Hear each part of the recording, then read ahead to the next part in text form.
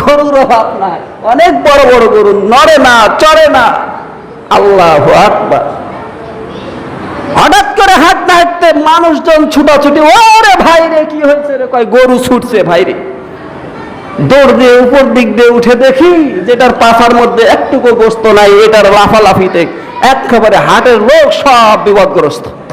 ঠিক তেমনি ভাবে যারা কোটি কোটি টাকার মালিক, সম্পদের অভাব নাই, তাদের কোনো আওয়াজ নাই। খয়রাতির পোলা 10,000 টাকা জমাইছে, বাক্সর মধ্যে তালা মারে রাখে, সকালে গনে বিকালে গনে, শরীর দিয়ে ঘাম বাড়ায়, বউয়ের সাথে কথা বলে না। বউ বলে তোমার মেজাজ এত গরম কেন? বলে সর তুই এখান থেকে, নাহলে তোর থাপ্পড় দিয়ে দাঁত ফেলাই দেব। কি হয়েছে? গ্রামের দুই দলে দ্বন্দ্ব লাগছে,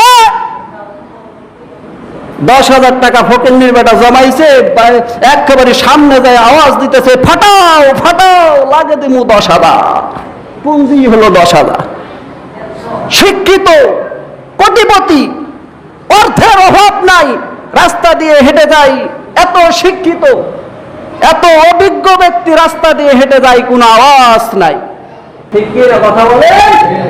নামাজি ব্যক্তি এত নামাজ পড়ে, 5 ওয়াক্ত নামাজ আযান দিলে মসজিদের মধ্যে আগে কাতারে পাওয়া যায়, তার কোনো আওয়াজ নাই।